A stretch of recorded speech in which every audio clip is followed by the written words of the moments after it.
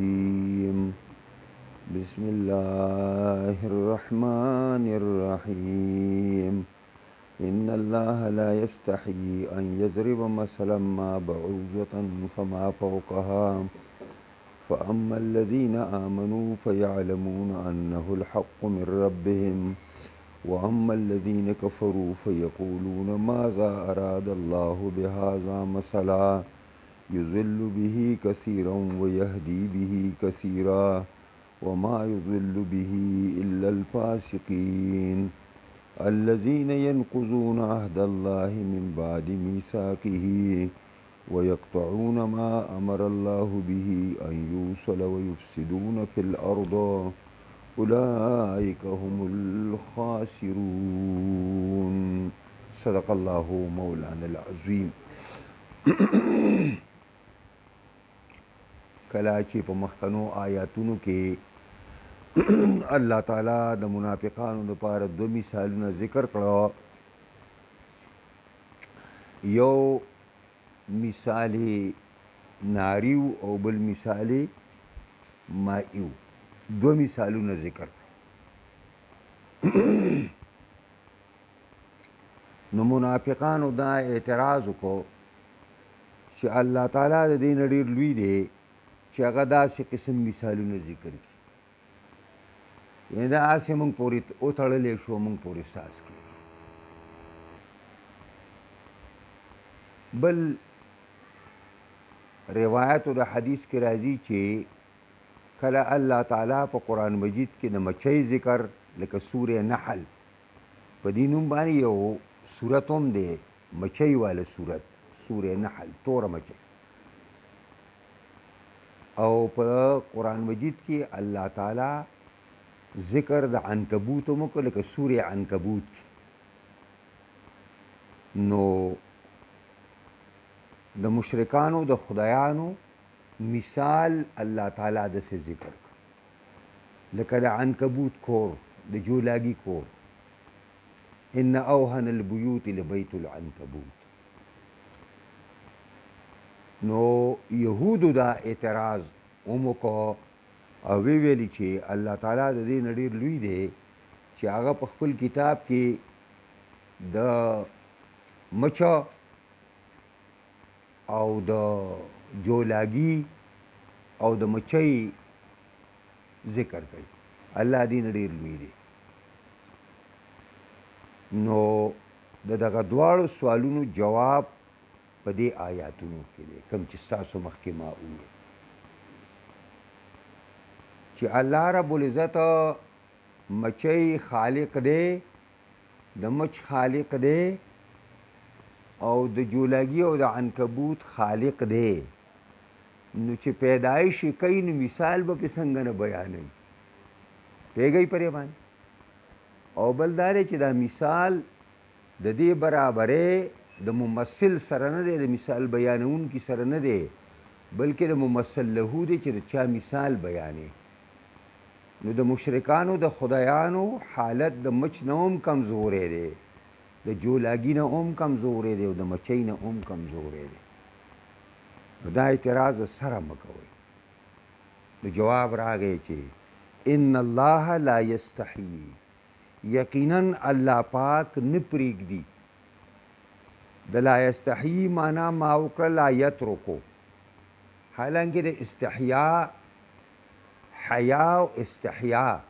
دا دواړه یوه معنا لري. یو معنا یې دا ده چې انکسار یعتریه الانسان، دا یو ماتون دی چې عارضیږي انسان ته د دې یاري نه چې ما باندې به څوک عیب بیان کړي او ما باندې به څوک الزام ولګوي. دا د حیا معنا ده. الله رب العزت په دې معنا باندې حیع نه دی. د الله رب العزت ګڼ صفتونه دي او هغه صفتونه د انسانانو هم دي، خو الله رب العزت ته چې اوپلې او هغې طرف ته یې ووایي نو د هغې مطلب بیا بلي. نو الله رب العزت د خپل شان لایقه سره حیا کوي.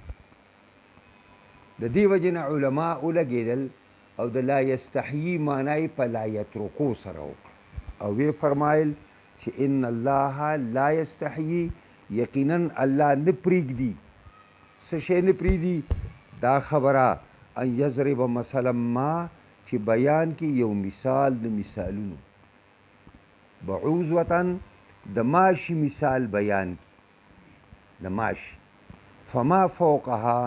او هغه چې چوت وي د ماشي نه په وجود کې یا فوقی د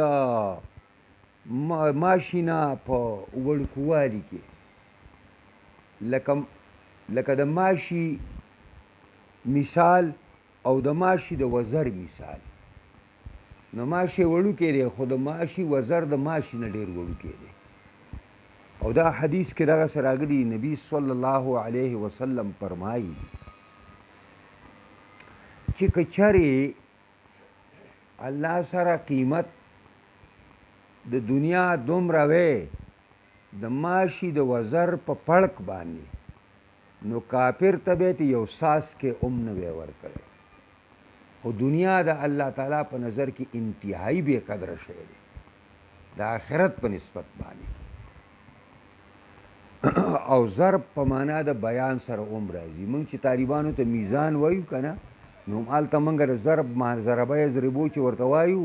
نو د ضرب معناګانې هلته موږ ډېرې ورته کوو نو ضرب په معنا د بیان باندې دی ضرب په معنا د اړولو دی ضرب په معنا د وهلو دی ضرب په معنا د سفر کولو دی بې شماره معناګانې دي مثلا ما یو مثال د مثالونو دا ما ورسره زاید شو د یو تخصیص یو مثال نشته بعوض وطن د ماشي مثال الله ذکر کوي فما فوق هغه چې د ماشي نه اوچت وي په غټوالي کې لکه مچ شو یا په وړوکوالي کې لکه د ماشي وزر شو فاما الذین آمنوا پس هغه کسان چې هغه مؤمنان دي او ایمان یې راوړی دی فیعلمون پس دا مؤمنان پوهیږي چې انه الحق دا مثال حق دی من ربهم د جانب د رب د دوی نه مؤمنان په دې باندې واقف دي چې الله حق دی نو چې الله څه بیانوي نو هغه هم حق دی واما الذین کفروا هر چې کافران دي منکران خلق دی فیقولون ناغي وای په اعتراض کې په الله باندې سوال کوي په الله اعتراض او شبه کوي چې ماذا اراد الله بهذا مثلا څه شی اراده کړی الله په دې باندې بتوګی مثال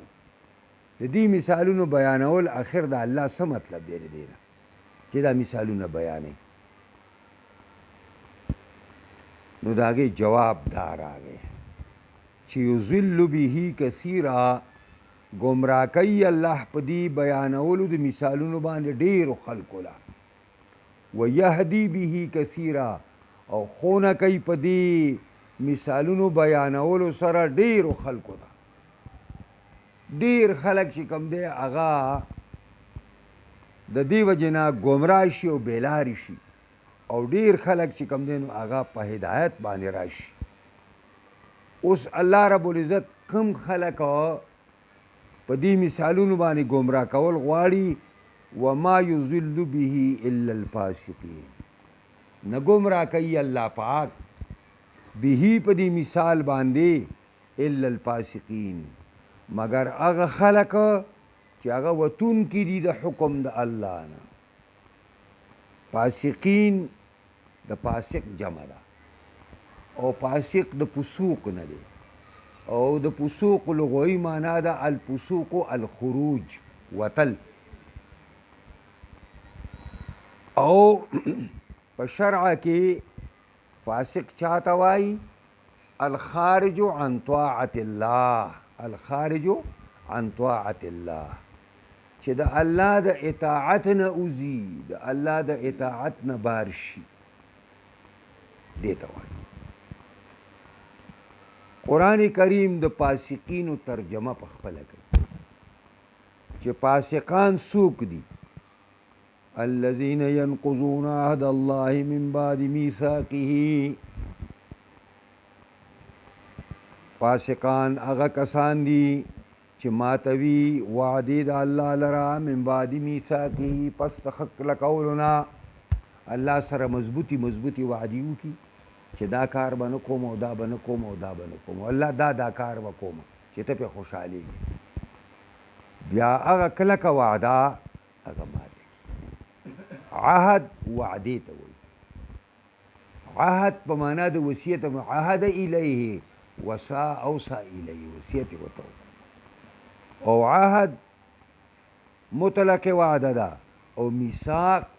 هغه وعده ده چې هغه په قسم باندې کلکه کړی شي په قسم باندې کلکه کړی شي او دویم منافقان هغه خلق دی چې ویقطعون ما امر الله به کټ کوي او پرې کوي ما هغه څیزه چې حکم کړی الله په هغې ان یوصله چې پیوست کړی شي الله چې کومه خبره پیوست کول غواړي نو دوی هغه شو کوي هغه دپاره کینچي رالي او هغه پرې کوي لکه به طور مثال الله تعالی وایي چې د تمامو پیغمبرانو باندې به ایمان راوړئ یهود وایي په موسی علیه السلام ایمان راوړو بل یو نه منو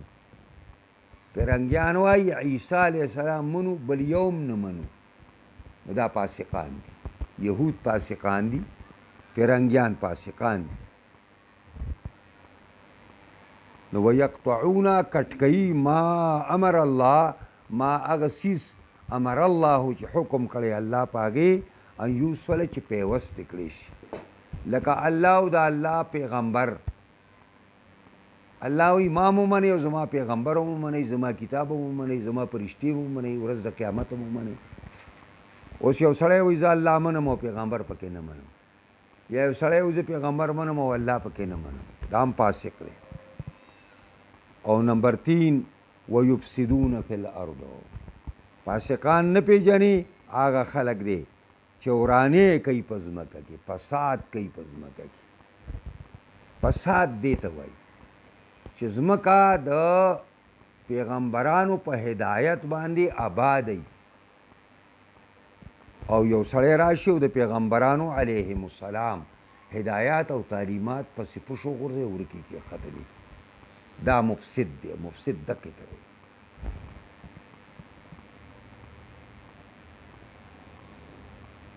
الله فرمایي اولئک هم الخاسرون دا کسان موصوف په دې دریو صفتونو باندې چې د خدای وعدې ماتوي الله چې د کوم شي د وصل او پیوستوالي حکم کوي دوی کټ کوي او په ځمکه او په ملک کې فساد کوي دا کسان موصوف په دې دریو صفتونو هم الخاسرون هم دوی کامل تاوانیان دي هغه تاواني چې ورته وایي نو هغه دا خلک دي او هغه دا وجه ده چې دوی خپل اهل و عیال هغه او خپل ځانونه د قیامت په ورځ باندې هلاکت ته اچوي هم په خپله باندې په غلطه روان دی او خپله بیبي او خپل بالبچ ځان سره په غلطه لار روانوي دا سړی کامل خاسر دی چې په خپله هم تباه شه او خپل بالبچ او خپله زنانه او خپل د لاس لاندې خلک یې هم غرق کړو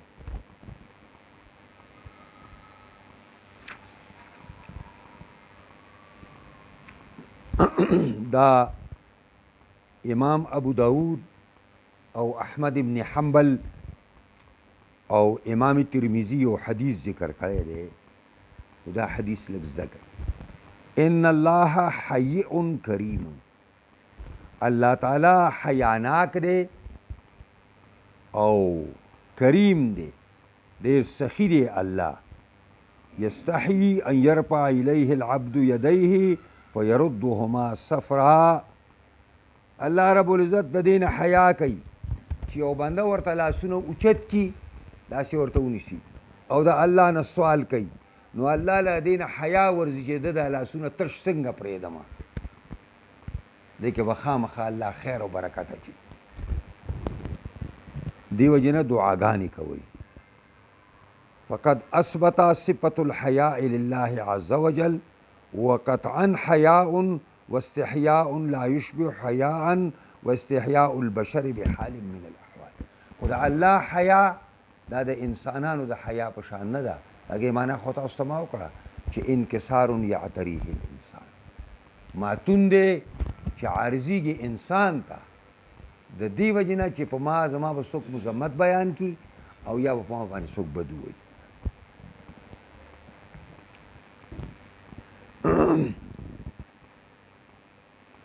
کیف تکفرون بالله وکنتم امواتا فاحیاکم ثم یمیتکم ثم یحییکم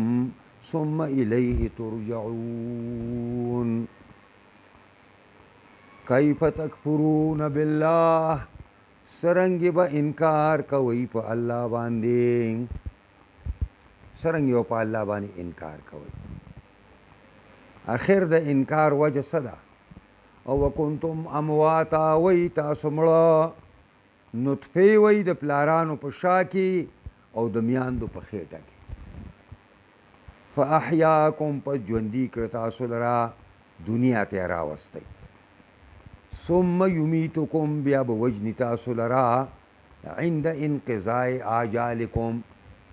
کله چې ستاسو نیټې پوره شي.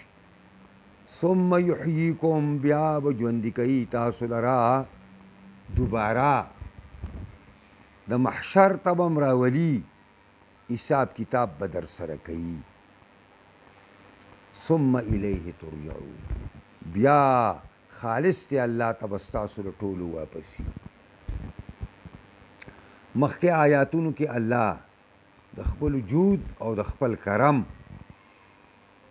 دلائل ذکر کړ. نو په دې آیاتونو کې الله رب العزت دا ذکر کوي چې د دومره دلایلو باوجود اخر یو بنده په څه وجه انکار کوي. د ده دپاره د انکار اخر وجه څه کیدی شي؟ ځکه الله فرمایل کیف تکفرون بالله، څرنګې به تاسو انکار کوئ په الله باندې. نو دا استفهام دلته لپاره تعجب دی مع التقریع. تعجب دی ته وایي چې یو خبره ډېره زیاته ناشنا سړی وګڼي. ناشنا لکه تا ته څوک وایي چې هلکه دې اسمان نه خر را روان دی، د خپې داسې کړي او داسې را روان دی په هوا کې. به تا دې وجې نه علما ترجمه کوي د تعجبو چې انفعال النفس عند ادراک الامر الغریب. انفعال النفس، په دې نفس کې یو چل وشي، د یو ناشنا شي د لیدلو ده. انفعال النفس عند ادراک الامر الغریب، دا تعجب معنا ده. او تقریع زورنې ته وایي، زورنې ته. نو دا کیفه د استفهام دپاره دی. دې کې تعجب هم دی چې دې بنده ته تعجب دی چې د خدای نه انکار څنګه کوي دونه دلایلو باوجود. او دې بنده ته تعجب دی، تعجب چې دی او زورنه ول او توبیخ وله ورکوي چې آخر ستا وجه سره چې ته انکار کوي. او وکنتم امواتا، وایي تاسو مړه. دلته د دې امواتو نه مراد هغه نطفې دي، انساني نطفه. یعنی تاسو نطفې وئ، یو ساس کې د اوبو وئ، د پلار په شا کې وئ، د پلار د شا نه منتقل شوئ رحم د مور ته. نو په دغه وخت کې تاسو ګویه کې نه وئ او نشوئ. نو په احیاکم الله رب العزت ژوندي کړئ، یعنی دنیا ته راوستی. ثم السبیل یسره فاماته فاقبره کې به هلته راځي ده.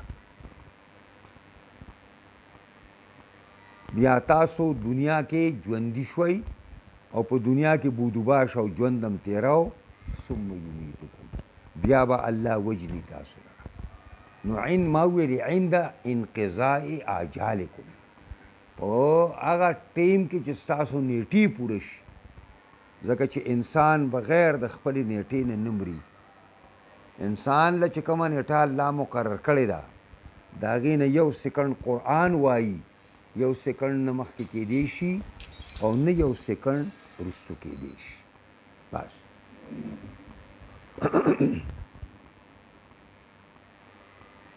ثم یحییکم، بیا به الله ژوندي کوي تاسو لره، یعنی قیامت کې به الله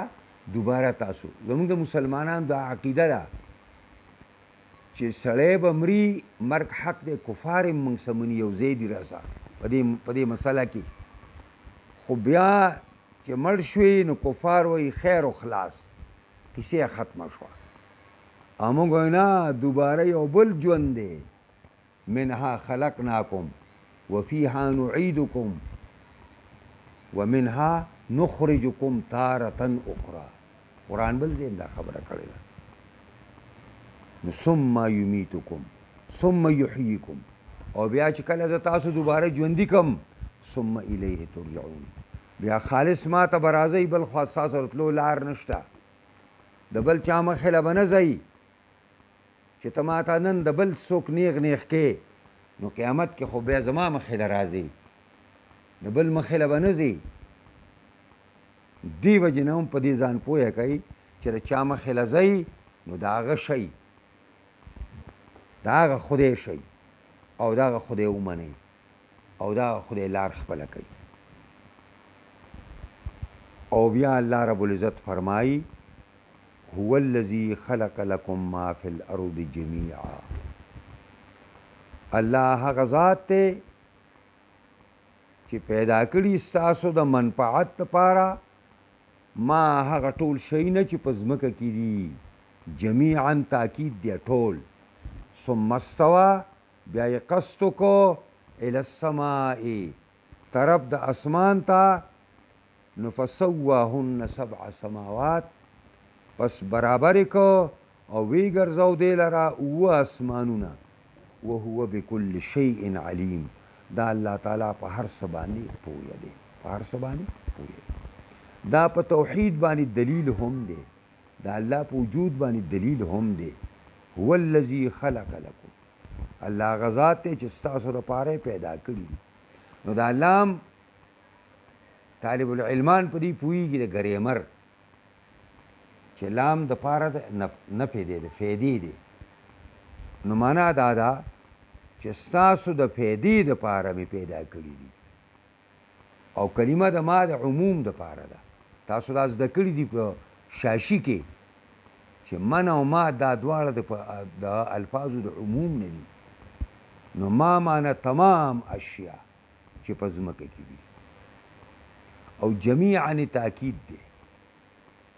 یعنی ټول په ټول ستاسو د پیدې دپاره دي. اوس دا یو سوال دی چې په دې لړم کې او په دې مچۍ کې او په دې مار کې څه پیدا ده زمونږ، نو دا ډېره لویه خبره ده. خو لنډه پیدا دا ده چې موږ مار نه وی لیدلی، او په حدیث کې راځي چې په دې قبر کې به په ګناهګار مړي باندې ماران مسلط کیږي، لړمانان به مسلط کیږي. نو چې موږ لړم نه وی لیدلی او مار نه وی لیدلی، موږ چې مار او لړم به څه شي چې په قبر کې په هغه مسلط کیږي. پوهېږئ په دې باندې که نه؟ او لږه غوندې جوره خبره دا ده چې دا ماران او لړمانان دا څومره زهریله اشیا چې دي، دا ټول اصل کې د دې هوا او د اکسیجن د پاکولو دپاره مشینونه دي. په دې پوهېږئ؟ دا په دې خپلو سړو کې دغسې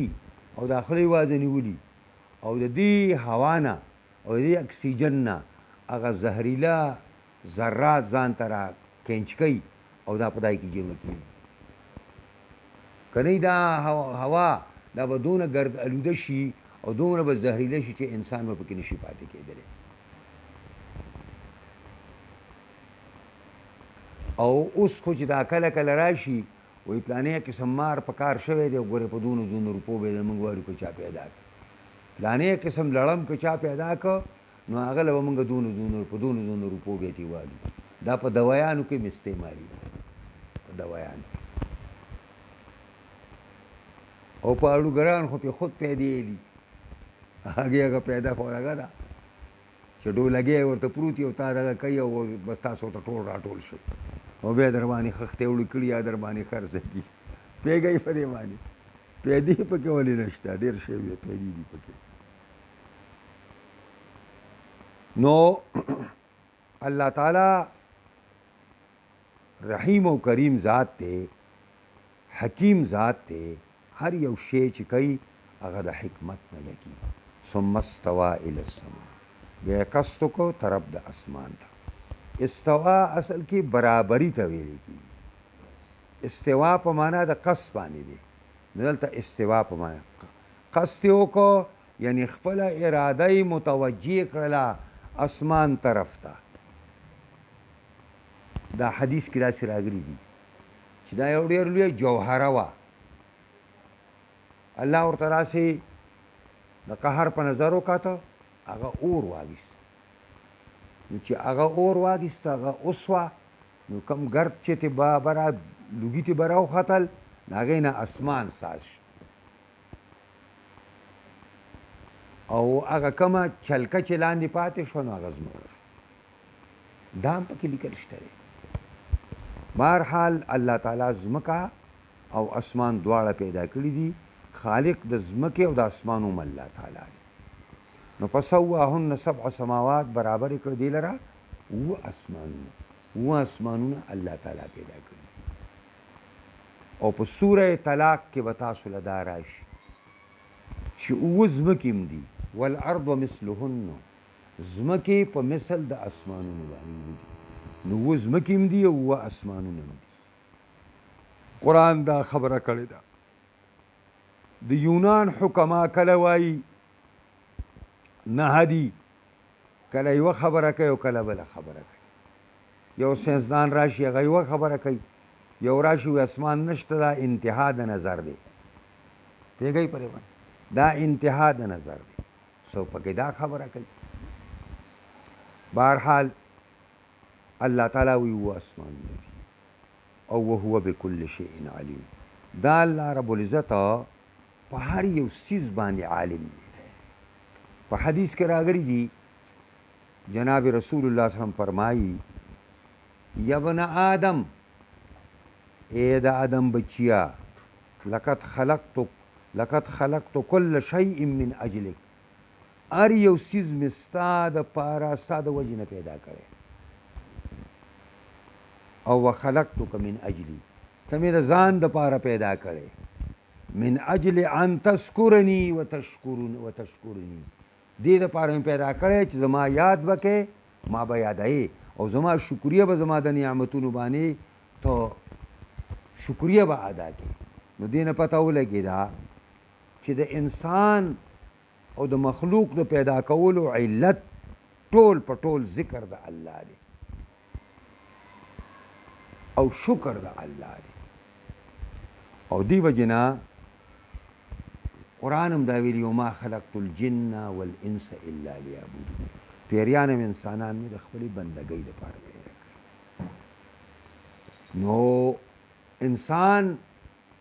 دا تمام اشیاء د انسان غلامان او تابعدار الله ګرځولي او ده ته یې ویلي چې ته تش زما تابعداري به کوې نو موږ ویل چې تا ښه کار کړی خو موږ دې ته تیار نه یو چې ستا تابعداري به یوازې کړو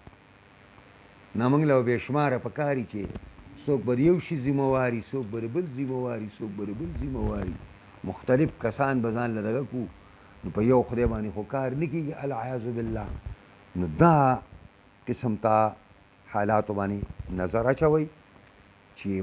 موږ د الله یو او موږ د خدای پاک د خپل ځان کې دا یو مسله د دې آیات نه راووته چې خلق لکم ما فی الارض جمیعا څه چې په ځمکه کې ټول مې دله ستاسو لپاره مې پیدا کړي دي ټول ستاسو لپاره حلال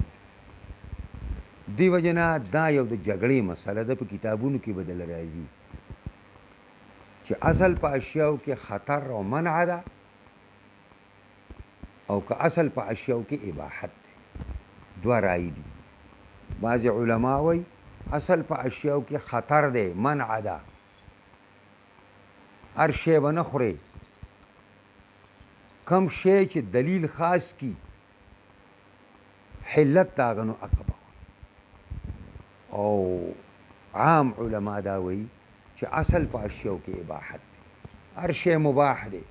او کوم شی چې دلیل منع کی چې دا به نه خوري هغه به نه خوري. بس بهرحال دا ځان یو مسله ده. وإذ قال ربك للملائكة إني جاعل في الأرض خليفة قالوا أتجعل فيها من يفسد فيها ويسفك الدماء ونحن نسبح بحمدك ونقدس لك قال إني أعلم ما لا تعلمون.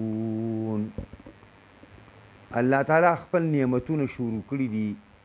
خپل نعمتونه موږ ته ذکر کړه چې خلق لكم ما فی الارض جميعا، دا ټول نعمتونه مې ستاسو لپاره پیدا کړي او دا احسان ما په تاسو کړی دی. د دې نه علاوه یو بل احسان مې به دا تاسو باندې بلم کړی دی، او هغه احسان دا دی چې ستاسو نیکه، ستاسو پلار اول آدم علی نبینا علیه السلام، دا ما خپل خلیفه ساز کړی په ځمکه کې. نو د دې نه لوی احسان او لوی انعام د خلافت نه بل نشته چې انسان د دې الله تعالی په دې ځمکه کې د الله خلیفه دی. او خلیفه دې ته وایي چې آقا او چې د چا خلیفه دی نو همداغه په ښودلې شوې لار باندې به ځي، د هغه په ښودلې شوي فیصلو باندې به فیصلې کوي. نو دا خلیفه به وفادار خلیفه وي او منونکی وي او پسندیده وي. خو که دا خلیفه د خپل آقا خبره پرېږدي او د هغه لار پرېږدي، نو دې خو معنا دا شو چې د ځان ته مستقل په خپله باندې چې کوم دی خودی ووایو. دا انسان د الله تعالی خلیفه دی. نو اوس زه تاسو نه وایم دا اوس چې کوم دي دا په دې دنیا کې دا دنیا چې تړه ډکه ده او دا په اربونو او کربونو باندې خلک دی، دا انسانان دي ټول که نه، دا د الله نایبان دي که نه، دوی د الله نه بغاوت کړی دی، دا د الله نه ټول باغیان دي، ټول پېژني. تاسو کې داسې ځوان نشته چې هغه راپاڅي او ما ته دا ووایي چې په دې ځمکه کې په پلانۍ ځمکه کې په یو لیش ځای باندې د الله نظام او قرآني نظام